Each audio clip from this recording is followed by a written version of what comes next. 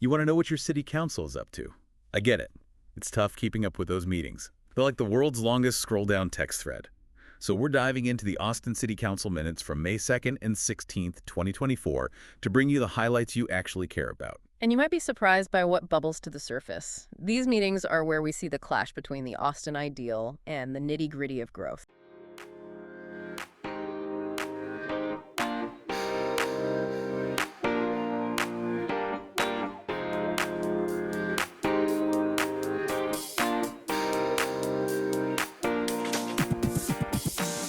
Yeah, starting with May 2nd, we're talking sludge tanks and data protection software in the same breath. Seems random, right? But that's city government for you. They approved $141,384 for those tank parts, by the way. It's a microcosm, isn't it? You've got the essential services like wastewater treatment, not glamorous, but vital, happening alongside the increasingly important need to protect city data. And they actually approved a bit more for the software, $171,000, reflecting that shift towards digital security. Then, something caught my eye that makes you think about the human cost of city living. A $450,000 contract for critical incident stress management services. That's for our first responders, right? Exactly. It's for police, firefighters, even 911 dispatchers, anyone who deals with high-stress situations regularly. And that 5-year contract signals a growing awareness of mental health needs, which is encouraging. Okay, so we've gone from sludge to software to stress management, talk about a range. But there's a thread running through these seemingly random items. Growth, more people, more data, more strain on the city and the people who keep it running. And that leads us perfectly to the elephant in the room, or at least the topic they postponed on May 2nd, affordable housing. We'll get into the nitty-gritty with the May 16th meeting, but just the fact that item 49, dealing with density bonus programs, got pushed to a later date shows how much debate surrounds this issue. Speaking of debate, the May 2nd meeting also touched on land use, always a hot topic in a booming city. They approved buying a tiny sliver of land, just 434 square feet, from a trust, and then authorized using some parkland for a transportation project. It's that constant push and pull, isn't it? Every square foot in Austin seems precious these days. Do we prioritize development or green space? It's something residents are increasingly vocal about. And it's not just about physical well-being, but also public health. The council greenlit increased funding for HIV-related services. It's not a headline-grabbing issue, but essential nonetheless. Right, and while the minutes don't specify the amount of the increase, it suggests a continued commitment to fighting HIV, which has a long history in Austin's activist community. So we're seeing those values reflected in the budget. Now brace yourselves, because we're about to wade into the zoning jungle. Item 88, for example, dealt with a property on Willow Creek Drive. Owners wanted to rezone it for mixed use, meaning shops and apartments instead of just houses, and they were aiming to go higher using a density bonus. And this is where things get really interesting because it pits those Austin ideal values often associated with preserving the Keep Austin Weird vibe of smaller, neighborhood-centric spaces against the pressures of a rapidly growing city. Right. More housing often means more density, taller buildings, which some residents feel erodes that old Austin charm. And this particular case on Willow Creek likely sparked some lively discussion, even if the minutes don't capture all the drama. Exactly. We're just seeing the tip of the iceberg with these zoning cases. But they're a potent symbol of the larger forces at play. To wrap up the May 2nd highlights, the council went into executive session, those closed-door meetings. This time, it was about legal stuff, including police personnel files. So we're left to wonder what juicy secrets are hidden in those minutes. And that air of mystery is intentional. Executive sessions allow for sensitive discussions to happen away from public scrutiny, but it also highlights the need for transparency and accountability, which I'm sure we'll see debated as well. Okay, so May 16th, buckle up, because things are about to get really wonky. But trust me, this stuff matters. We're talking about the future of housing in Austin. And the city is trying to walk a tightrope, balancing the need for more housing with protecting the people who already live here.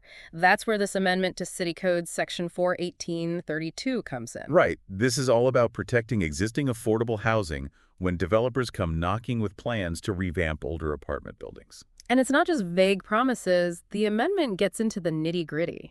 Current tenants have to be given a heads up about the proposed development.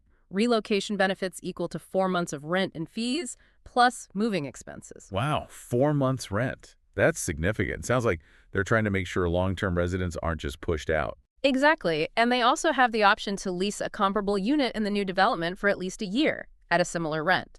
So it's not just about throwing money at the problem, but offering a pathway to stay in their neighborhood. Okay, so far so good, right? Huh. But then I stumbled upon this other section, 41833, which allows for waivers to these replacement requirements. Wait, what? Yeah, this is where the rubber meets the road, or maybe the bulldozer meets the bungalow, in true Austin fashion.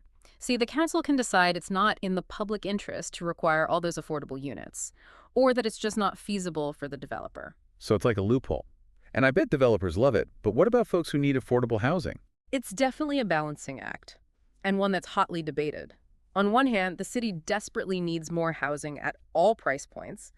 On the other hand, if every redevelopment project gets a waiver, are we really protecting affordability or just paving the way for more luxury condos? All right, let's talk about another tool in the city's affordable housing toolkit, density bonuses. I'll admit, I always found this concept kind of confusing. It's basically a trade-off. Developers get to build taller, denser buildings than zoning usually allows if they include a certain percentage of affordable units. Think of it as a carrot-and-stick approach to incentivize affordability. Okay, that makes sense. But how much density are we talking? The minutes mention specific numbers, something about 90 feet and 120 feet.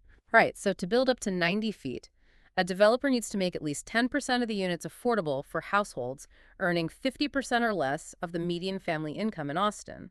And for context, that median income is currently around $110,000 for a family of four. Wow, $110,000. That's higher than I realized. But it still highlights the affordability crunch here. So 10% for 90 feet, and if they want to go even higher to 120 feet, that percentage bumps up to 12%. Exactly. And to really make these numbers meaningful, imagine a hypothetical 100-unit building. At 90 feet with the 10% requirement, that's 10 units designated affordable. At 120 feet, it becomes 12 units. So every little bit counts. It's a fascinating puzzle, figuring out the right incentives to encourage both development and affordability. And it's not just about the number of units, right? Mhm. The minutes also mention something called transit-supportive infrastructure. Ah, yes, another piece of the puzzle. This one's about giving developers a different option. Instead of building affordable units directly, they can contribute to things like better sidewalks, bike lanes, bus stops, anything that makes it easier to get around without a car. So it's like a trade-off. Less direct affordable housing, but potentially creating a more affordable lifestyle by making it easier and cheaper to get around. Exactly. It's all part of a larger strategy to make Austin more walkable, bikeable, and transit-friendly, which in theory should benefit everyone, especially those who rely on public transit or can't afford a car. Okay, one last piece of this dense housing puzzle before we move on. I saw something about triggering properties, and honestly, it sounds a bit ominous. What's that all about? Don't worry, it's not as dramatic as it sounds. This is about protecting existing, smaller homes, often single-family houses, when new development, especially those taller buildings we were just discussing, pops up nearby. So it's about compatibility, making sure a new apartment building doesn't completely overshadow the houses that have been there for years. Exactly. Think of it like good neighbor etiquette, but for urban planning. The city has rules about setbacks, how far back a building has to be from the property line, screening requirements to minimize visual impact, noise limits during construction, all those little details that impact quality of life. It makes sense, trying to find that balance between encouraging growth and preserving the character of Austin's unique neighborhoods. But I imagine it leads to some heated debates. Oh, absolutely. Especially in older, more established neighborhoods where residents might be worried about a new development changing the feel of their community. It's a classic tale of two Austins colliding. And speaking of clashing perspectives, let's talk about short-term rentals, or STRs, as the cool kids call them. They're like that friend who's fun for a weekend visit, but maybe not someone you want as a permanent roommate, right? That's a perfect analogy. The City Council minutes from May 16th dove headfirst into this debate, with a focus on how short-term rentals affect Austin's housing market. Yeah, because on one hand, you've got homeowners who love the extra income and flexibility of renting out a room or their whole house on platforms like Airbnb. It can be a lifeline, especially with rising property taxes. Right, and then you have to factor in tourism, which is a huge part of Austin's economy. Short-term rentals often provide more unique and affordable options compared to traditional hotels. And you knew there was a but coming. Those same STRs can exacerbate the housing shortage and drive up prices for everyone else. It's a classic case of supply and demand with potentially unintended consequences. Exactly, and it's particularly tricky in a city like Austin, which is grappling with both a housing affordability crisis and a desire to maintain its quirky, independent spirit. Too many STRs, and some fear we become everywhere USA instead of the one-of-a-kind city we know and love. So what did the city council decide to do about this STR conundrum? Did they try to find that elusive middle ground? They did. They ended up approving some amendments to the Land Development Code that put certain restrictions on short-term rentals, particularly in residential areas. It's an attempt to strike that balance you mentioned, allowing STRs to exist while mitigating their potential downsides. It'll be interesting to see how those regulations play out in the real world. But it sounds like they're at least acknowledging the concerns of long-term residents who worry about their neighborhoods turning into tourist zones. Right. It's about finding ways to make Austin work for everyone, not just visitors or short-term guests, but the people who call this city home year-round. And that brings us to another crucial aspect of the May 16th meeting: funding for affordable housing. Ah, yes. The city council is not just about rules and regulations. They also control the purse strings. And when it comes to affordable housing, those purse strings need to be loosened, right? Tell me about it. Luckily, the city council seems to be on the same page, at least judging by the May 16th minutes. They discussed the implementation of the 2022 Affordable Housing Bond, that $350 million behemoth that Austin voters overwhelmingly approved. Oh, yeah, that was a big deal. It felt like a real turning point, a recognition that we need to invest serious resources into creating housing options for folks who are getting priced out of the city they helped build. Absolutely.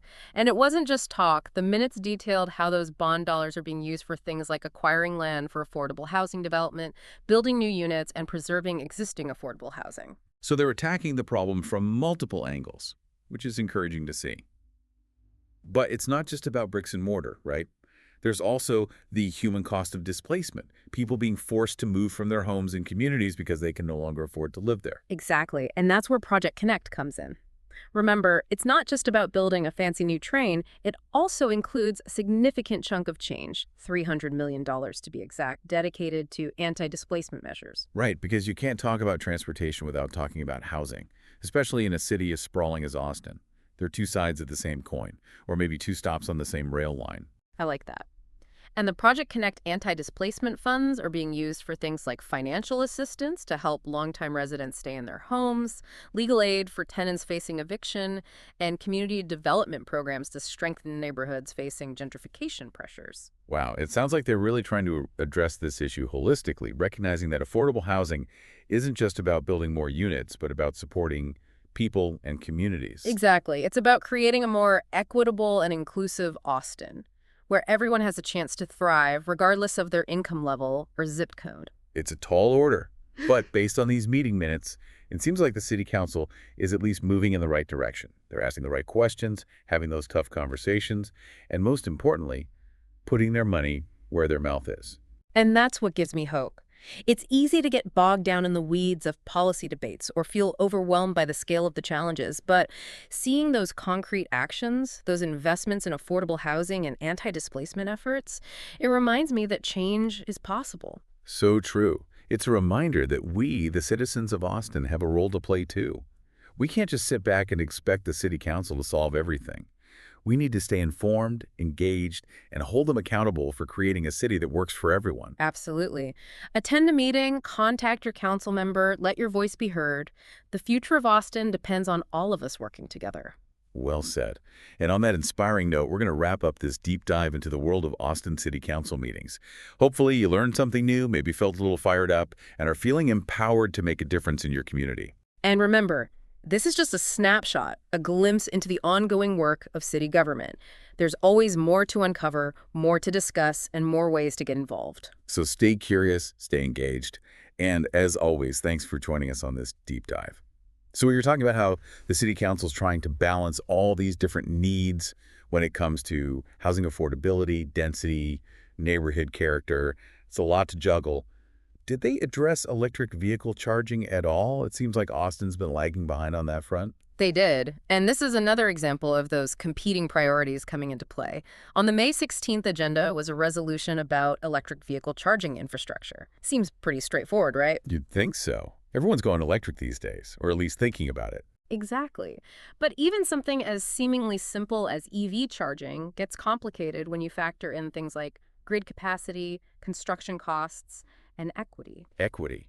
How does that play into EV charging? Well, not everyone can afford a brand new Tesla, right? Yeah. So the city has to think about how to make sure that EV charging infrastructure is accessible to everyone, not just those who live in affluent neighborhoods or can afford to install a charger in their garage. That's a great point. It's like we talked about with transit supportive infrastructure. You don't want to create a two-tiered system where only the wealthy benefit from these green initiatives. Exactly. So the resolution the council discussed was about setting goals and developing strategies to expand EV charging access across the city. It's about making sure that as Austin transitions to a more sustainable transportation future, no one gets left behind. Okay, that makes sense. It's about more than just plugging in your car. It's about creating a more equitable and sustainable city for everyone. Exactly. And it's another reminder that these city council meetings, as dry as they may seem sometimes, are really about shaping the future of Austin. The decisions they make today will have a ripple effect for years to come. And that's why it's so important for us, the citizens of Austin, to stay informed and engaged. We can't just leave it up to the city council to figure it all out. We have a voice, and we need to use it. I completely agree. Read the minutes, attend a meeting, contact your council member, let them know what matters to you. Well said. And on that note of civic engagement, we're going to wrap up this deep dive into the world of Austin City Council meetings. Hopefully you learned something new, maybe felt a little inspired to get involved. As always, thanks for joining us on this journey into the heart of local government.